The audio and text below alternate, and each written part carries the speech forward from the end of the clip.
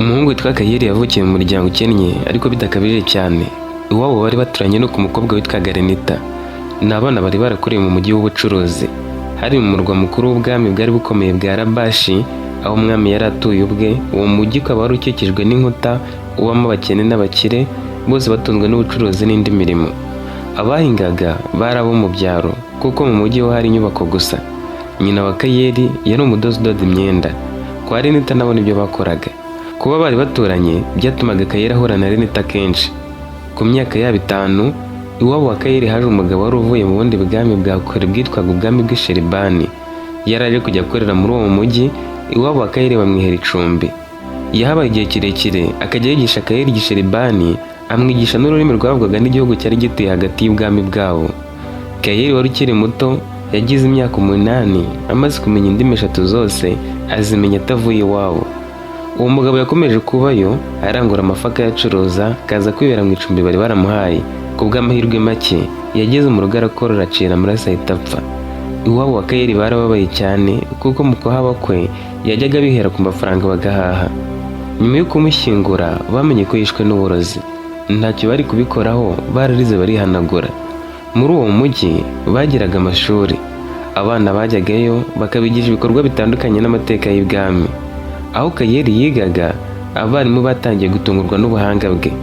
Mu ishuri ntibari bagatangiye kubigisha indimi zitandukanye, ariko ku myaka y'8 yari azi indimi 3. Mu ishuri naho kandi yiganaga na Renita, ahantu hose bakaba bari kumwe. Icyakora naho bari bahuriye mu bumenyi. Kayeri yari yarasize abanyeshuri bose biganaga mu bumenyi, kandi na Renita arimo we yarushaga. Ku ishuri babaga bari kumwe, mu rugo bakaba bari kumwe. Rimwe na rimwe umwe akarara iwabo wundi mu gihe yabaga yagoroberejeyo, ibitotsi bikahamufatira. Abo bana bari bakiri bato, bakundanye bidasabye ko umwe abwira undi ko amukunda. Ku myaka yabo 10 barahuraga bakabwirana amagambo y'urukundo. Iyo babaga batari mu bihe byo kujya ku ishuri, bakundaga guhurira ku ibuye rinini cyane ryari riri mu mujyi. Iryo buye ryari rigari, ari rirerire ariko bitari cyane. Baryuriraga hejuru bakaba bareba abantu bahanyuraga.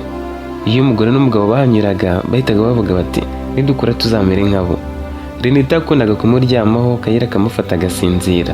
Bavuga kuri iryo buye bakajya gukina n'abandi bana. Kumwe abana benderezanya, uwakoraga kuri Renita yabaga ashaka intambara kuri Kayeri, uwakoraga kuri Kayeri nawe akaba ashaka intambara kuri Renita. Kubera guhorana ku ishuri, mu mujyi, mu rugo, kandi bakaba bari baturanye, harabibwiraga ko bavukana. Guhorana kwabo byatumaga abantu babona ko basa mu isura. Iyo iwabo wa Kayeri batekaga bigashya mbere, Renita ajyagayo bagasangira. Ubwo bakaba bategereje ko kwa Renita naho biza gushya bakajya gusangira. Nta waryaga wenyine, na nimugoroba byabaga ari uko. Iwabo bari barumiwe, barabarikiye uburenganzira bwabo. Ahubwo nabo iyo babonaga bihiye, iwabo wa Kayeri cyangwa iwabo wa Renita babwiraga umwana bati, genda ubwire mucuti wawe aze musangire. Ku myaka 12 yabo gusa batangiye kubwirana ko bazabana.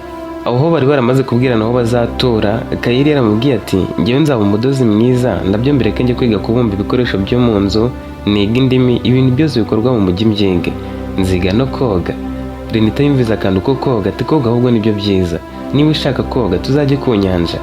Nawe ati ko bisaba amafaranga kugira ngo bakwigishe koga, ubundi se tuzasohoka mu marembo y'umujyi dute? Renita ati, nziba amafaranga iwacu maze uzayakoresha wishyura bazakwigisha koga. Kayeri ati, niba ari uko bimeze nta kibazo, nanjye nzashaka amayeri yo gusohoka mu mujyi. Inyanja yari kure kandi ntiyari itegeye amarembo y'umujyi. Amarembo yari aho twakwita hagati, inyanja y'iri iburengerazuba, ahantu bari kugenda nk'amasaha 8 n'amaguru. Ku munsi nyirizina, Renita yibye iwabo amafaranga 10,000 bari babitse mu gasanduku, ayashyira mu gafuka. Yahise akingura umuryango ajya kuri rya buye. Hari mu masaha ya saa 11 n'igice zo mu gitondo, kandi niyo saha we na Kayeri bari bahanye. Nawe yaje yitwaje imigati myinshi bari kurira mu nzira. Hari abagabo bajyaga kurangura amafi ku nyanja ku bantu babaga bayarobye. Abo bagabo bagendaga mu bigare binini byabaga bikuriwe n'ifarashi byihuta. Kayeri na Renita bagiye aho abo bagabo bakundaga kunyura, kandi nabwo bari bakoze urugendo rw'iminota 35 kugira ngo bahagere. Babasabye kubatwara, abo bagabo bashaka kubyanga. Kayeri ati, ababyeyi bacu nibo baduhaye amafaranga yo kwishyura, ni nabo batubwiye ko mwebwe mwadutwara, nimutugeze ku nyanja niho bari budusange. Abo bagabo baraburije babatwara mu igare. Bibwiraga ko ari abana 2 b'impanga. Kunyura mu marembo byari byoroshye noneho, kuko bari kumwe n'abandi. Barahageze, abarinzi b'amarembo y'umujyi bakingurira abo bacuruzi, bo babagenda iruhande nk'ahari abana babo. Umujyi wo icyo gihe waragendwaga, abantu binjira bagasohoka ku mahoro. Bakomeje urugendo bagera ku nyanja, babagabo ntibabishyuza amafaranga, bati ngaho nimuhagarare mutegereze ababyeyi banyu. Renita yamuhaye amafaranga yari afite, bajya ku kindi cyerekezo cyari kiriho ubwato, bishyura abagabo bari ku nyanja ngo bigishe Kayeli koga. Abo bagabo barabisetse, ariko bageze aho bemera amafaranga batangira kumwigishiriza hari amazi make. Uwo munsi wageze mu masaha ya nimugoroba, kandi Kayeli ntiyari akamenye koga. We na Renita babonye batahita bataha atabimenye, maze bigira inama yo gushaka ahantu bishyura amafaranga bakahakodesha bakajya baharara. Bagiye hakurya babaza umusare wari uriyo niba yababonera ahantu ho kurara bakamuha amafaranga. Yabanje kubyanga. Kayeli aramubwira ati ababyeyi bacu ngo baracyari mu nyanja, bari kwambuka inyanja bazinaha.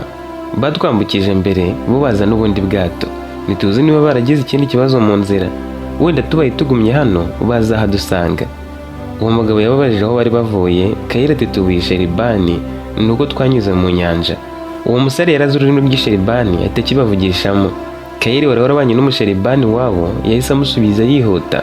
Uwo mugabo yabagiriye impuhwe abajyana mu rugo ajya kubaha icumbi, yumvaga batari kumubeshya. Nubwo bwose ababaga Sheribani batanyuraga muri iyo nyanja, yaratekereje ati birashoboka ko hari ahandi hantu ababyeyi babo bari baranyuze bigatuma biba ngombwa ko baca mu nyanja. Niko yibwiraga. Mu gihe bari bakiri aho baramubeshye ko bategereje ababyeyi babo, babyukaga bajya ku nyanja, Kayeli akiga koga. Bamaze ibyumweru 2 uwo musare abagaburira. Uwo musare yatekereza ko ababyeyi babo ubwo baguye mu nyanja, akanga kubibabwira kuko yatekerezaga ko abibabwiye byabakomeretsa atazi ko banamubeshye. Yaratekerezaga akibwira ati nta kuntu basigana intera y'ibyumweru 2, byanga bikunda bararohamye. Aho hantu bahamaze ibyumweru 3 bazinduka bakajya ku nyanja. Renita agasigara ahagaze ruguru, undi akitoza koga kugera bimenya akamenya no kuroba. Umusare yabonye akwiriye kubabwiza ukuri, arabegera aravuga ati ababyeyi banyu ubwo bamaze ibyumweru 3 bataragaruka wasanga barapfuye, rero mugume hano nzabagira abana banjye. Mujye muzinduka, mujye koga, murobe cyangwa mukora ibindi mushaka, njyewe nzajya mbaba hafi. Abana bo barishimye, bifuzaga kwiga ibintu byinshi. Uwo mugabo nawe yarabibigishije. Buri mugoroba babaga bari kuganira, akabigisha ibintu by'ubwenge no gutekereza cyane, atoza ubwonko bwabo kubabaza ibibazo bikomeye bagasubiza mu masegonda make.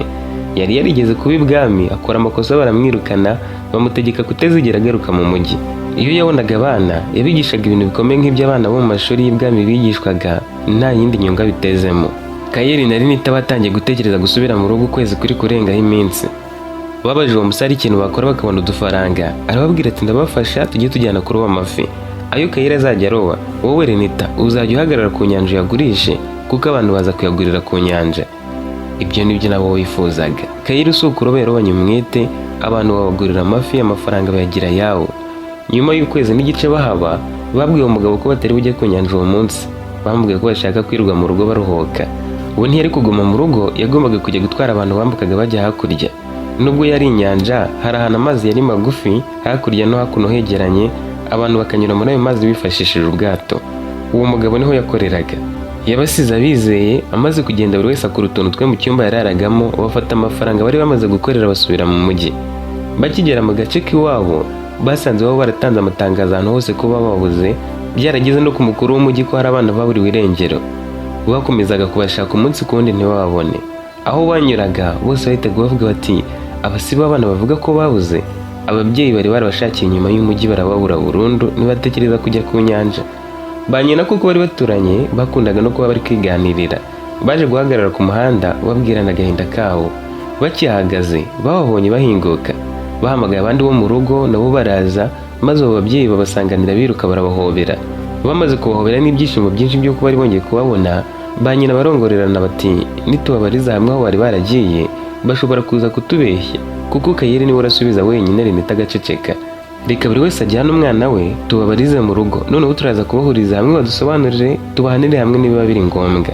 Nyina wa Renita yaramukuriye amujyana mu rugo.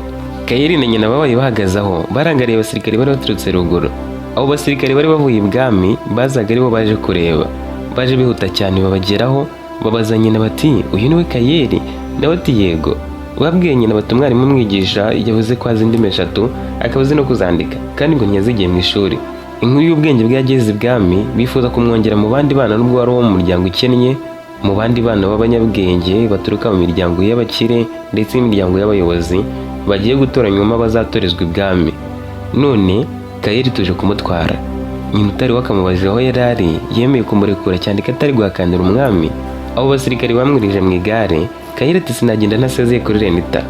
Bamubajije Renita uwo ari we, nawe ati ni inshuti yanjye. Bamuhaye iminota 3, agiye kwa Renita asanga bari kumubaza ibibazo byinshi cyane, ari gusobanura aho bari baragiye. Yarasakuje ati Rene, ngwino ngusezerere ibwami baje kuntwara. Iwabo wa Renita bumvise avuga ko agiye ibwami, bareba ku marembo koko babona ingabo z'ibwami. Renita baramuretse ajya kumusezeraho, bahita bajya kuganira n'ababyeyi babaza uko bimeze. Nyina wa Kayire yarababwiye ati umwana wacu ngo ibwami bashaka kumushyira mu bana b'abanyabwenge. Ubu bagiye kumutwara ajye kwigira ibwami, n'abadashoboye baramwibeshya ko afite ubwonko bukora neza, bamureka agaruke. Ngo babibwiwe n'umwarimu umwigisha wavuze ko atangaje kurusha abandi bana bose yigisha. Nanjye sinzi uko ibintu byose bizagenda. Muri uwo mujyi habagamo amashuri abana bo mu miryango ikennye bigagamo, hakaba n'amashuri yo mu bakire. Andi mashuri yari akomeye yigagamo abana bo mu bayobozi bakomeye, ariko nanone ibwami nyirizina bakaba bari bagiye gufungura ishuri ryari kujyamo abana b'abahanga kurusha abandi mu gihugu, bakajya baba ibwami bazakora bagakoreshwa mu mirimo itandukanye. Kugira ngo babone abo bana, batangiye ijonjora mu mashuri y'abakire no mu y'abayobozi, bafatamo abahanga cyane ngo babajyane ibwami babatoze barebe abo bazagumana. Umwarimu wigishaga Kayire yamenye uyu makorakora ko ashoboye avugana n'abazaga gutwara abana mu mashuri y'abakire, ababwira ko afite umwana ufite ubwenge butasobanurwa n'uwo ari we wese. Yarengejeho ko yaramaze ukwezi kose atiga, ariko ko yari yizeye ko azagarukira azaba uwa mbere mu bizamini byose. Kuri uwo munsi nibwo bazaga kumureba, bigahurirana n'uko yaragarutse avuye hafi y'inyanja. Nyina wa Kayire yabisobanuriye wa Renita uko byari byagenze nk'uko abasirikari bari babimusobanuriye, mu gihe abana bo bahoberanaga. Mbere yo kugenda Kayire yakuyemo ibikomo 2 yari yambaye abiha Renita, Renita nawe amuha igikomo yari yambaye ku kuboko. Ubwo kuri bo byari bibaye nko kwambikana impeta. Abasirikari baramurebye birabarenga, bati no mu rukundo uriya mwana azi ubwenge, twakabaye dutwara n'uriya mukobwa bari kumwe, nuko umwe amashaka abahungu gusa. Noneho yuriye igare agenda pepera umukunzi we yaragiye kujya kure. Iwabo wa Renita bamubajije aho bari baragiye, abibasobanurira uko byagenze, babura imbaraga zo kumukubita. Baramwihanangirije bamuza kuzongera kubiba amafaranga nk'uko yari yarabikoze no kugenda atababwiye. Bageze aho barivugira bati ubundi se wamwigishaga uburara ko bamutwaye, buriya wasanga zitwara neza noneho kuko Kayire adahari. Muri ubwo bwami hari imyaka yageraga bagatoranya abana bakabajyana ibwami bakabigisha ibintu runaka, bakura bakabaha inshingano zo gukorera ibwami. Ariko ntabwo byakundaga kubaho, byabagaho rimwe na rimwe mu myaka runaka kandi myinshi. Hari hashize igihe bidakorwa. Iyo byabaga bibayeho, gutoranya abana bazaguma ibwami ntibyabaga ari ibintu bisanzwe, ahubwo byabanzirizwaga no gusuzuma ubwenge bwabo. Kugira ngo bari ku mwana hagume, babanzaga kureba uko ubwenge bwe bukora vuba, bagasuzuma n'ubuhanga afite. Abatozwaga babazwaga ibibazo byihuse bisaba gutekereza vuba, nko mu mibare, mu bumenyi rusange no mu gusesengura. Uwasubizaga vuba neza kandi atajijinganya yafatwaga nk'ufite ubwonko bukangutse, bityo akemezwa ko akwiriye kubaho gutorezwa ibwami. Kubajyana ibwami byabateguriraga kuba abajyanama b'abami, abanditsi, abahanga mu mategeko n'imiyoborere, kuko bahabwaga amasomo akomeye mu ndimi, imibare, amategeko, imyemerere, politiki n'imico y'igihugu, bigatuma bakura bafite ubwenge burenze ubw'abandi kandi bakaba inkingi z'ubuyobozi n'iterambere ry'ubwami. Kuri iyo nshuro bari bajyanye ibwami abana 1000, ariko bagombaga gutoranyamo abana 100 bazasigara bonyine. Bababajije ibibazo byinshi babasuzuma. Ibibazo bimwe babisubije bandika, buri mwana yahawe aho yandika igisubizo. Ikibazo cya mbere cyarabazaga ngo umwami aguhaye amezi 3 yo gukemura ikibazo cy'amazi yabaye make mu murwa, ariko abaturage bagatangira kwivumbura ku munsi wa mbere. Ni iki wakora bwa mbere hagati yo gushaka amazi no gutuma abaturage batuza, kandi kuki? Bose basubije ku giti cyabo, ariko ibisubizo byabo ntibyahuza n'ibyo abanyabwenge babibabazaga bifuzaga. Abana bose basubije ko bahita batangira kuzana amazi mu murwa, bakareka abaturage bakavuga ibyo bashaka. Bamwe muri bo bati ubundi se abaturage babuza kuvuga, ukora neza bakavuga, ukora nabi bakavuga, rero wakora ibikorwa bakazabona amazi aje bagatuza.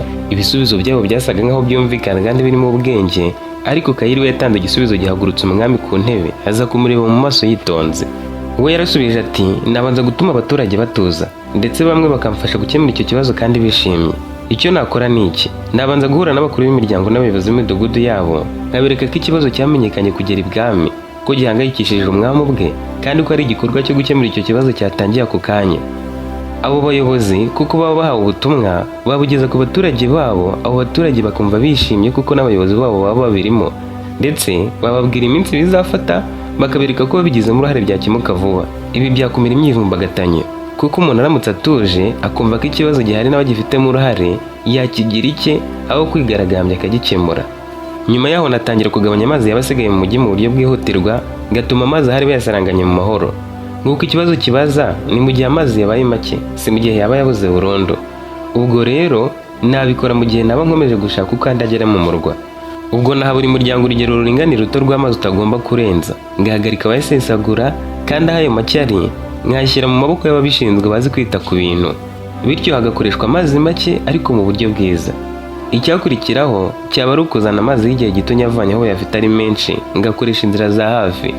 Nashaka ibigega, amazi nkayakura mu byaro no mu yindi mijyi akaba yunganira yarahari make.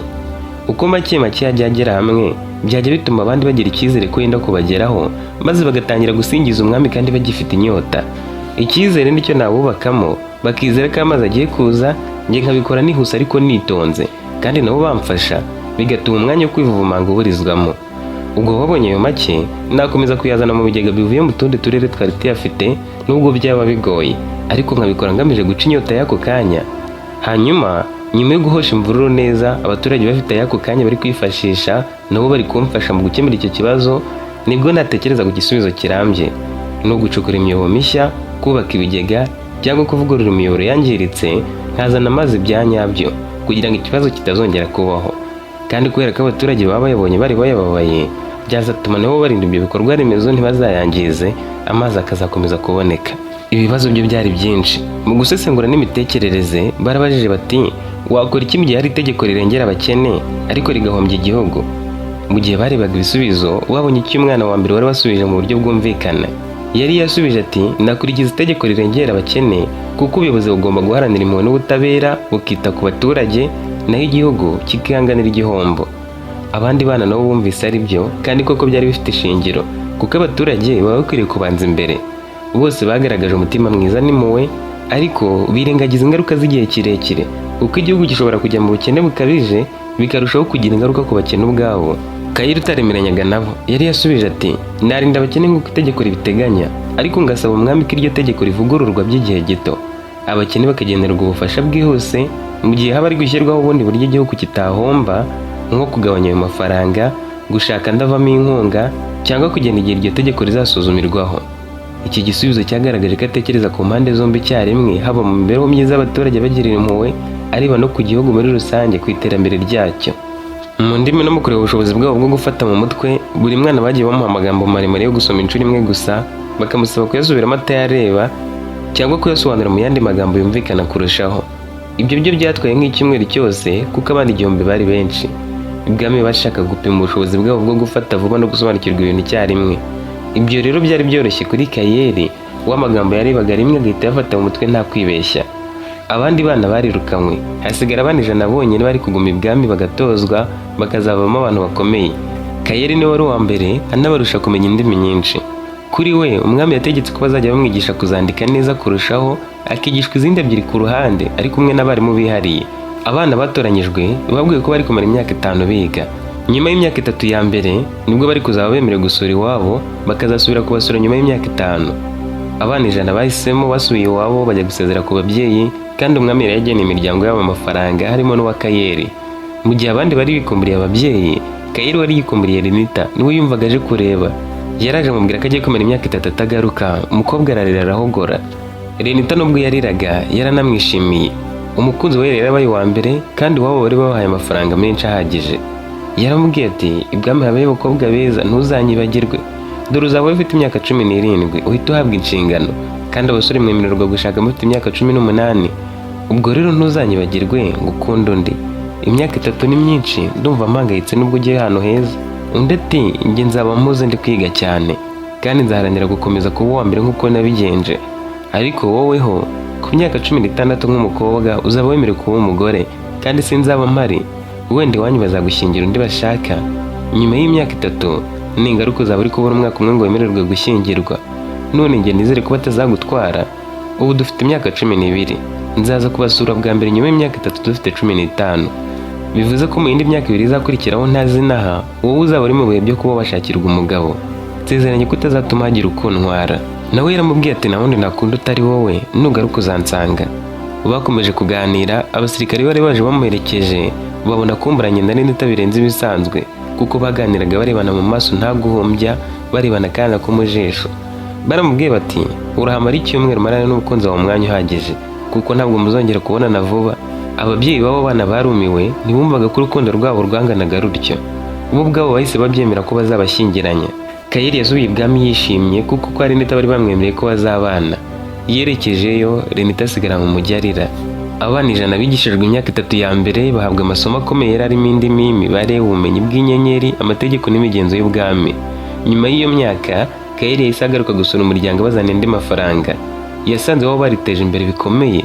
Renita yari yarabaye umukobwa mwiza wuje uburanga kurusha mbere. Ariko kuri Kayire wabaga ibwami afatwa neza nk'umwana wari ufite ubwenge butangaje kurusha abandi. We yari yarabaye umusore mwiza kurushaho, yari afite imyaka 15 gusa nawe. Icyo kiruhuko cya nyuma y'imyaka 3 cyamaze amezi arenga 2. We na Renita bamaranye icyo gihe cyose. Nta kindi Renita yongeye gukora batari kumwe, kwaba gutembera mu mujyi, imirimo yo mu rugo no mu bindi bikorwa byose yakoraga. Batandukanaga buri umwe agiye kuryama. Igitangaje, Kayire yarindwaga bikomeye, kuko kumubura byari kuba ari igihombo ku bwami bwose. Umwami yateganyaga ko azamushyira mu bajyanama be cyangwa akaba umwanditsi wihariye. Nyuma y'amezi 2 yasubiye ibwami, bigishwa indi myaka 2. Muri iyo myaka 2 ho ntabwo bari kuba bigisha bisanzwe, ahubwo bari kuba bari mu imenyerezamwuga. Imyaka 3 ya mbere nibwo bigaga bya nyabyo. Bakigerayo binjijwe mu mirimo ngo batangire gukorera umwami. Icyo gihe cyabaga kigamije kubavanamo abantu batunganye mu bitekerezo, mu mvugo no mu myitwarire, ku buryo basohokaga muri ayo masomo bavuga batandukanye n'abandi bana basanzwe, biteguye kuba abajyanama, abanditsi n'abayobozi b'igihugu bajyaga mu mutwe w'abasenateri. Iyo myaka 2 irangiye, basubiye gusura imiryango yabo. Umwami yabanje kubaza Kayire ati ni ikihe kintu wifuza ko ngukorera kizatuma ubahana ibwami wishimye? Naho tumukunzi wanjye Renita agemererwa kuza kunsura hano ibwami rimwe mu mezi 3, ahamara iminsi 2. Umwami ati ibyo nabyo biroroshye rwose. Uwo mukobwa ndabyemeye ageze aha muri iyo minsi kandi yitabweho bihagije. Bamaze kuvugana, aba imbere y'umwami ajya gusura umuryango we. Yarakumbuye cyane umukunzi wa Renita umaze kuba inkumi y'imyaka 17. Banganaga mu myaka, gusa Kayire none yarasigaye amurusha igihagararo. Yahamaze amezi 3 bari kumwe. Hari mu mpera z'umwaka asubira ibwami bombi bujuje imyaka 18. Icyo gihe noneho urukundo barushyize ku rundi rwego. Renita yajyaga kumureba bagatembera ingoro no mu nkengero barinzwe n'abasirikare, kuko Kayire yari umutungo mu yindi. Umwami wa Rabashi yabonaga Kayire azafasha ubwami bwe kugera kuri byinshi. Icyo gihe yahawe inshingano kuba umwanditsi wihariye w'ibwami kandi akitabira inama zose zaberagayo. Ku myaka yabo 19 bari batangiye gutekereza ukuntu babana. Kayire ashaka kubibwira umwami, ariko ibwami hatangiye kugira inkuru z'umwami wari ukomeye witwaga Direya. Uwo mwami yarayoboye igihugu cyitwaga Sheribani. Amakuru avugaga ko yari ari kwigarurira ubwami bwinshi bukomeye bari baturanye. Yicaga abaturage, abasirikare akabakuramo imitima, abamo akabanogoramo amaso. Byavugaga ko yageraga ku nkuta z'umujyi akazihindura ifu, akinjira arimbura kandi agasiga atwitse umujyi. Umwami w'Irabashi nta bwoba bwinshi yagize, kuko yari yizeye inkuta ze n'inzugi ze zari zikomeye zikozwe mu byuma kandi zifite ibihindizo by'ibyuma. Yibwiraga ko atazaterwa ngo bigire icyo bitanga, ndetse yariraye ashira amezi 6 yose atuje ntacyo bimubwiye. Kayire yagize igitekerezo aramubwira ati inyandiko twakira zivuga ko ubwami bwose bagezemo babwigarurira. Bafite amagare menshi y'intambara, bakagira ibyuma bakoresha bamenagura ibikuta n'inzugi.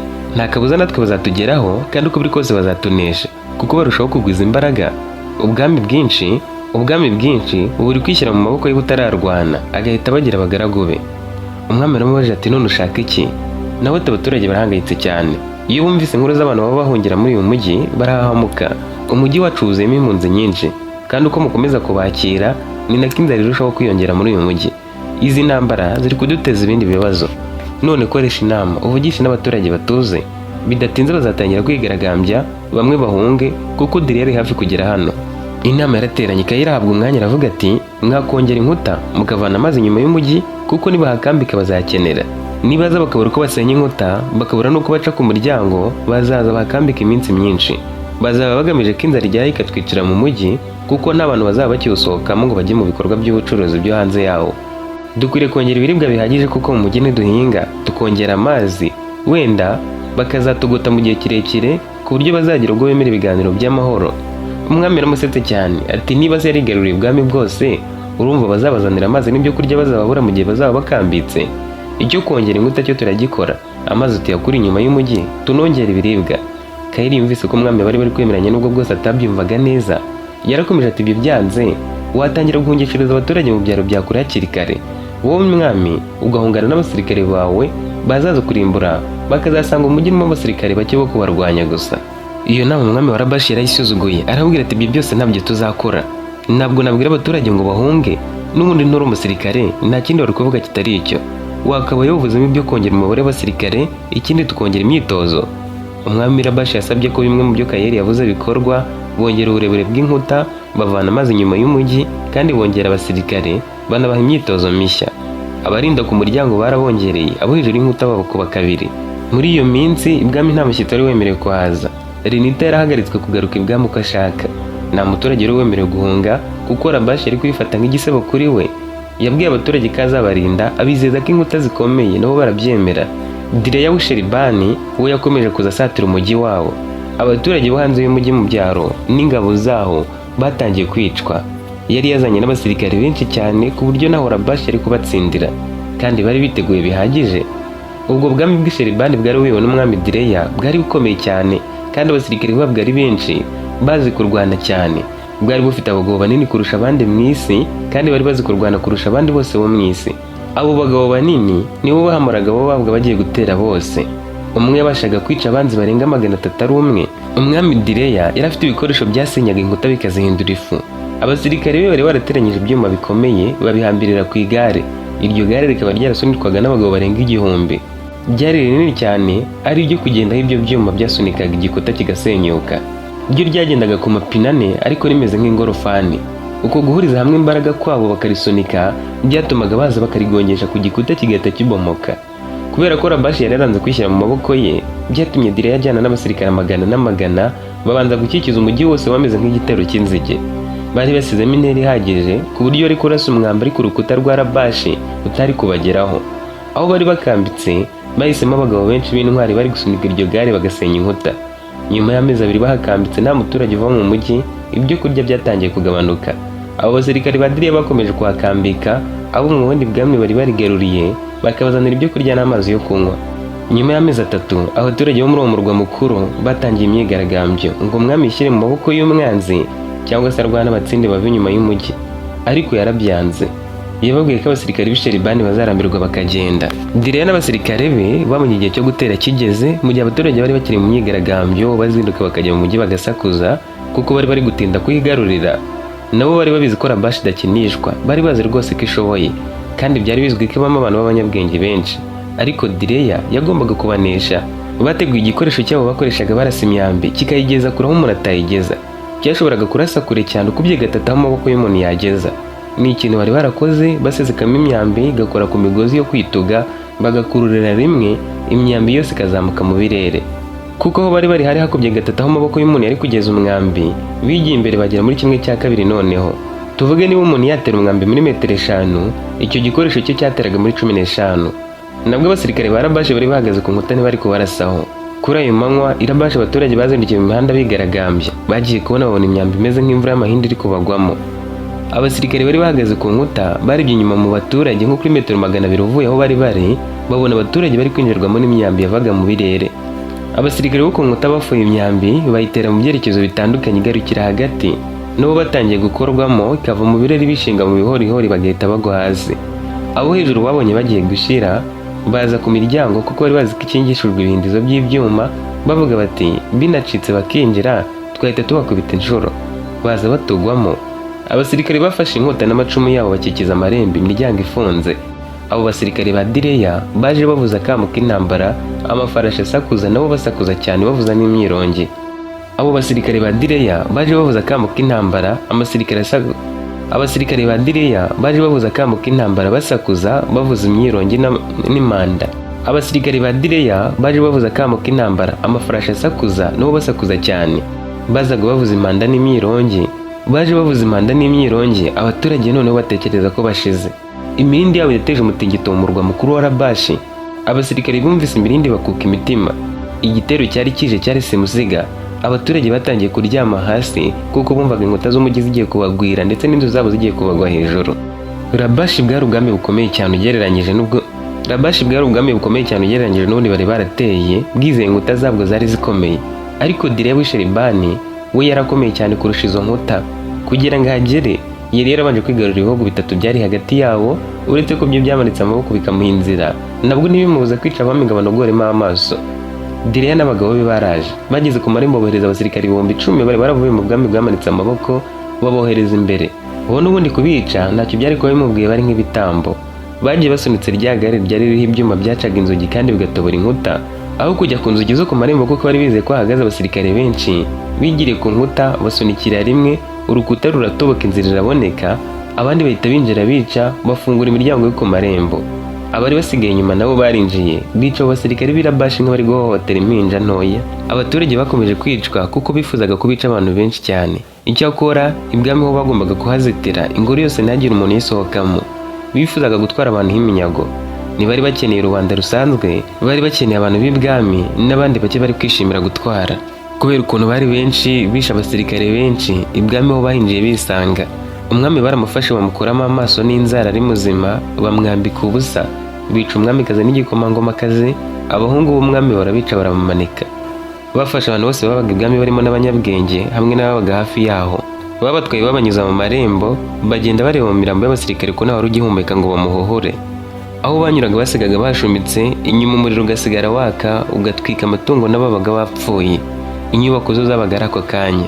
Abo basirikare bagendaga bamena amavuta inyuma, bagasukamo umuriro, naho hagashya gakongoka. Abo bantu bari bavanye ku ngoro no mu nkengero zayo, bifuzaga kubajyana mu bunyage. Mu bo bari batwaye hari harimo Kayere. Ibitekerezo bye byose byari biri ku mukunzi we. Yatekerezaga ko byanga bikunda yishwe, nawe mu mutima yumvaga ntahasigaye. Mu kugera mu bice by'iwabo, yabonye iwabo nyirizina no ko hari n'itahi ari gukongoka, inzu z'abaturanyi nazo ziri gushya. Yakomeje imbere, abona wari kuzabasiba uko yatewe umwambi mu mutima yegamye ku gikuta. Bakomeje kugenda kuko we mu bo bari batwaye ari imbere, abona n'uwari kuzaba nyirabukwe n'abana be 3 bapfuye. Mu mirambo myinshi bacagamo, yabonye ukuboko kumeze nk'uko Arenita. Ukuboko kwe kwari kwambaye igikomo nk'icyari yaramuhaye. Yashatse kugenda ngo arebe neza ko ari we, bamukubita urushyi bamusunikira imbere. Yamubonye amahushuka ahita abyemeza kuko yaramaze kubona abiwabo bose bishwe, inzu yabo bayitwitse. Babajyanye babihutisha ngo bageze ku marembo y'umujyi, bahurire n'abandi basirikare bari bagiye gushimuta amatungo mu byaro. Abasirikare bamwe bagiye bica abaturage bari bafite intege bo mu byaro, maze bakomezanya abo bandi mu rugendo rwari kumara ukwezi kose. Kandi no mu byaro bakuyemo abandi baturage bakeya bari bagiye kujyana ibwami. Nubwo bwose umuntu yabivuga nk'ibyihuse, uwo mujyi bari basenye wari munini. Abasirikare bageze ku marembo yawo barakambika, imfungwa zabo bazishyira hagati bacana umuriro, botsa inyama z'amatungo bari banyaze. Mu museso wa kare barabashoreye babatwara Sheribani. Urugo rugendo rwari rurerure bidasanzwe. Kayere yagiye ahangayitse arira cyane, yibukaga ibihe yegeranye n'umukunzi we Renita, kumva ari nk'ikoti ikomerekeje igikomere kitarakira neza. Mu gufata ubwami bwa Rabashi, Direya yishe abaturage baciriritse, yica abasirikare benshi, ariko ntiyarakeneye kurimbura ubwami bwose. Abandi bajyanye mu bunyage kandi nabo bari benshi, babarirwaga mu bihumbi. Kubajyana bwari uburyo bwa politiki bwo kwambura igihugu ubwigenge bwacyo. Abantu bakomeye benshi babarirwa mu bihumbi batwaye ubunyago, bajyanwa mu gihugu kitari icyabo. Abari kuba bari mu bwami bwa Sheribani bashoboraga gukora imirimo ibateza imbere, ariko bakabaho batigenga, bayoborwa n'amategeko atari ayabo kandi batagira ijambo ku buyobozi bubategeka. Abajyanywe mu bunyage ntibahawe uburenganzira bwo guhitamo aho kuba cyangwa kuva mu gihugu uko bishakiye, bagombaga kugengwa n'amategeko y'i Sheribani. Baba bari basigaye Irabashi barokotse bo mu cyaro cyangwa bo mu mujyi, ndetse n'abari bazanywe mu gihugu bagombaga gutanga imisoro ihanitse. Abari mu bunyage baterwaga gukora imirimo y'ibwami mu gihe babisabwe. Ntibari abacakara ngo wenda bakoreshwe buri gihe. Bakoreshwaga imirimo runaka 3 mu cyumweru, irimo kubaka inzu, imihanda n'ibindi bikorwa remezo by'i Sheribani. Indi minsi bakaba bahiga ubuzima bwabo. Bari bemerewe kugira imitungo, bakubaka amazu, ariko ibyo byose byabaga bigenzurwa n'ubutegetsi bwa Direya, kandi bashoboraga kubambura ibintu byabo byose mu gihe cyose babishatse. Iterambere ryabo ryabaga ridafite umutekano kuko ryashingiraga ku bushake bw'umwami atari ku burenganzira bwabo bwite. Abaturage batangiye kwisanga mu bikorwa bisanzwe by'ubucuruzi, uburobyi n'ubukorikori. Bataga mu nzu zari zubatse mu duce tw'abimukira, zigira ibyumba bike kandi zubatswe mu biti. Nibo bari kuzazivugurura bakazubaka mu matafari, bakubaka nziza cyane ubwami bwifuzaga. Ubwo kuzubaka nazo bakazigira ndende kandi nziza byari guhura n'ibyo umwami yifuzaga. Bahuraga n'abaturanyi bagasangira amafunguro, bakigisha abana babo amategeko n'indirimbo z'umuco wabo. Ivangura ryabaga ridakaza ariko rihari kuko abaturage kavukire bahabwaga amahirwe menshi n'uburenganzira kurusha abanyamahanga. Nyuma yo kubona ko abaturage bamaze kumenyera umujyi n'ubuzima bwo mu bunyage, Direya yasabye ko abana bahoze ari abanyabwenge babaga Irabashi bazanwe bakabasuzuma. bageze bashyirwa ahantu hihariye ngo babanze gusuzumwa. Byarabatunguye cyane basanze harimo Kayire wari uzi indimi 5, akamenya koga, kuroba, kubumba ibintu byo mu ibumba, gushushanya kandi akamenya kuvuga amagambo ari mu bwenge. Umwami yamuhisemo mu bandi amujyana mu mashuri yigagamo abana ba kavukire batuzwaga kuzavamo abantu bakomeye. Abandi bana b'Irabashi bari bazanye babashyira mu mashuri yabo asanzwe. Kayire we yarabarenzeho bose. Ishuri yari ajyanywemo ryigagamo umukobwa wa Direya akaba yiritwaga Taniya. Ku munsi wa mbere Taniya yabonye bazanyemo umunyamahanga. Uwo mwana barimo bari bamutinye kuko umwami wari wamwohereje muri iryo shuri bavugaga ko rikomeye, bagenzi be bakaguma mu ishuri ryabo. Umwarimu yasanze mu ishuri yabanje kumubaza ibibazo byinshi mu ndimi bavugaga ko azi. Kayire asubiza yihuse. Uwo mukobwa Taniya nawe yikanzemo kuko umusore yabarushaga kuvuga ururimi rwabo kavukire. Uwo munsi yagiye kumusuhuza ngo bibere inshuti, ajye amufasha mu masomo ye. Kayire arabyemera. Nawe ari guhera byanga kandi abisabwe n'igikomangomakazi. Iryo shuri ryegagamo abana b'abahanga bo mu miryango ikomeye n'imiryango y'abatware. Wari umunyamahanga wafashwe bunyago. Mu ishuri Taniya yaramwegereje cyane ngo bajye bahora baganira. Nawe nta wundi yari gusobanurira utari we kuko ubwami bwari ubwa se. Abandi bana niwe yaramaze kubasiga mu bumenyi. Yafataga mu mutwe vuba ku buryo umwami yasabye ko arangiza amashuri ye mbere y'abandi. N'ubundi ibyo babigishaga iminsi myinshi we bifataga ku munsi umwe kandi byinshi yari abizi. Yari yarize amateka menshi atandukanye ibihugu bitandukanye ku buryo Sheribani nta kintu bamubwiraga ngo yumve ari gishya. Ikindi babigishaga izo ndimi zitandukanye none we yari azizi. Nyuma y'amezi 2 gusa bamuhaye icyangombwa kigaragaza ko yabyize kandi abarimu bose bari baramunyuze mu maso bemeje ko agikwiriye. Bamwe banabonaga barusha ubwenge bakumva kumwigisha ari uguta umwanya. Bamwigishaga bafite isoni kuko ari byo batekerezaga ko ari bubanyomoze.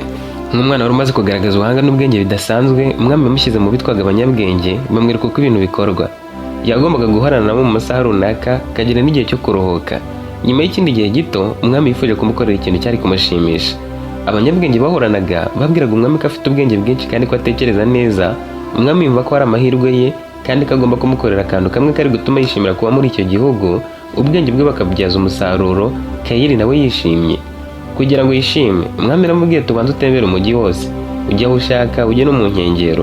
Nyuma y'ibyumweru 4 aho uzaba warageze hazaba ari aho nibwo uzahabwa inshingano. Umusore yahawe abagabo kujya bamutwara aho ashaka hose bamurindiye umutekano, akaba agomba kuba yagarutse ku ngoro saa 11. We yabaga mu cyumba cye cya wenyine cyihariye. Abandi bana ni ukuvuga bari baravanye ibwami Irabashi bakagirwa abanyeshuri mu mashuri y'abanyabwenge bo barabanaga. Kandi bo abandi bana bo babana ni ukuvuga bari baravanye ibwami Irabashi bakagirwa abanyeshuri mu mashuri y'abanyabwenge.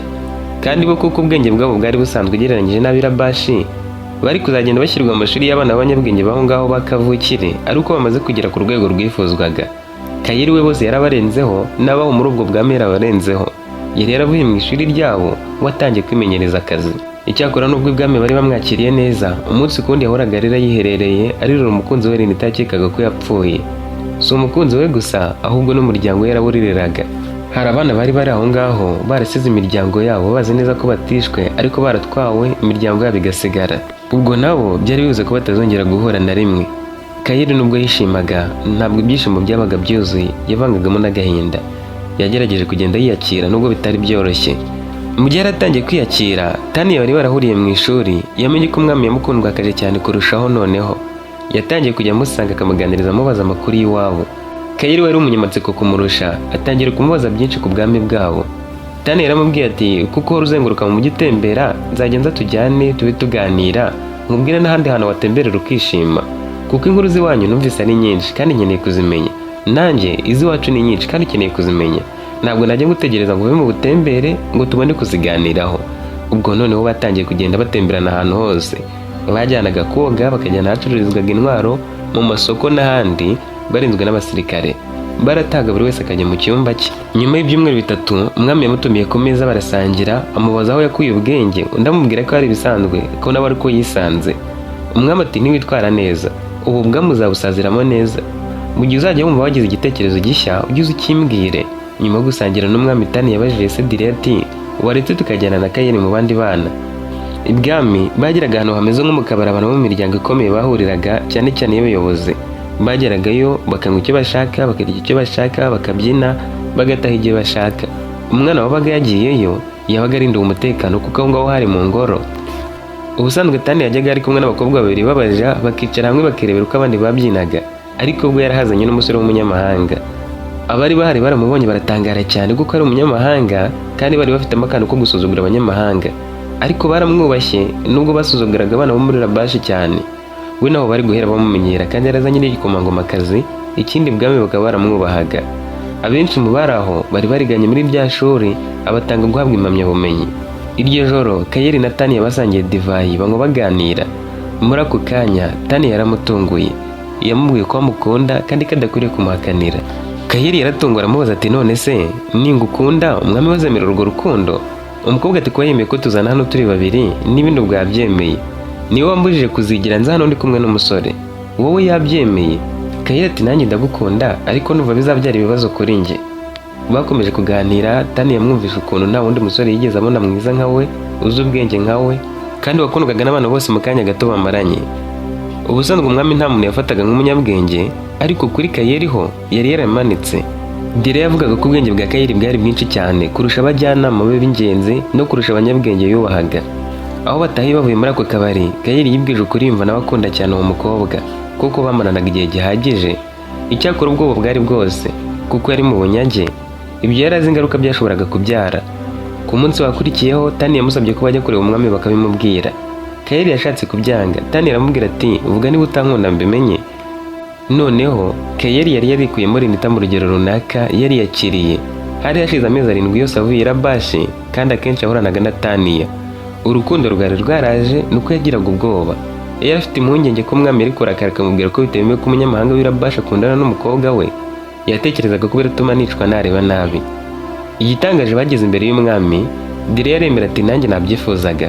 Natekerezaga ko nukomeza kwitwara neza ndagushyingira umukobwa wanjye. Ubwo mukwemereye rero utaranyemeza kuzitwara neza, komeza uwo mwizerwa nazamukwaka.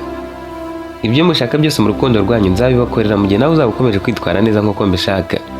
Tania yarishimye arasimbuka ahobera se. Umwami we yarebaga ibintu bigari akabona nta wundi koko yari akwiriye gushyingira umukobwa we. Ubundi bwami bwose yari yarabwigaruriye. N'ubundi yashoboraga gufata umukobwa we akamushyingira ku muhungu w'undi mwami, ariko ubwo bwami bwose yari yarabwigaruriye yarisha abami bose n'abana babo, abandi yarabafunze badafite amaso. Ubwami bwose bari batoranye bwaramukoreraga, yarashyizeho abayobozi basanzwe mu bwami bwe ari bo bamuhagarariye. We yari umwami w'abami. Ubwo rero nta wundi yumvaga akwiriye gushyingira umukobwa we. Kuba Kayeli ari umunyabwenge byari kimwe, no kuba yari gukoresha ubwo bwenge bikaba ikindi. Nk'umuntu ari mu bwami bwabatwayeho iminyago, kuba ari gukoresha ubwo bwenge bwe bwose byari kuba bigoranye. Rero umwami yamwemerera umukobwa we kugira ngo umutwe aruhuke yumve yisanze ajya akoresha ubwenge bwe bwose. Iminsi yari icumye umwami wa Rugari barakundana. Tania yari azi gutetesha umusore ku buryo yamujyanaga muri ka kabari kari kameze nk'akaberamo ibirori bya buri munsi. Bageragayo akamwicaraho akamusomya kuri divayi akamusoma ku itama. Rimwe bajyanaga koga mu biyaga no mu byuzi bagatemberana. Ibwami hose babanza kumenya ko umukobwa w'umwami azashyingiranwa n'umurabashi wari umuhanga kubarusha bose. Umusore yarushijeho kuba icyamamare kandi arushaho gukundwa ibwami, nawe arushaho gukunda Tania. Nyuma y'amezi 3 bari mu munyenga w'urukundo byemewe, hamenyekanye amakuru ko hari umurabashikazi uri gushaka Kayeli. Uwo murabashikazi yari yemerewe kwinjira mu marembo y'umujyi, yinjira abaza buri wese niba azi Kayeli. Bamwereje mu mazu yabagamo abanyamahanga, ahageze umubwira ko ab'ibwami. Ibwami ho nta muntu wapfaga kugeraho n'umwe atatumweho. Habaga harinzwe cyane kuva ibwami, abasirikare bahagaze nko mu kilometero barinze ingoro ngo hatagira n'umuntu ugera uko yiboneye. Uwo mukobwa yagiye ku basirikare abasaba kugera ibwami, bamubaza icyo ashaka nawe ati nshaka Kayeli. Baramubwiye bati Kayeli ari iruhande rw'umwami n'igikomangomakazi umunsi ku wundi, biragoye ko wamubona bo ubwabo batagutumyeho. Icyakora we n'igikomangomakazi bajya batemberera muri uyu mujyi. Ujye uzinduka uhagarare hano bazakunyuraho umunsi umwe, nibaza tuzamuhagarika tumubwire ko umushaka.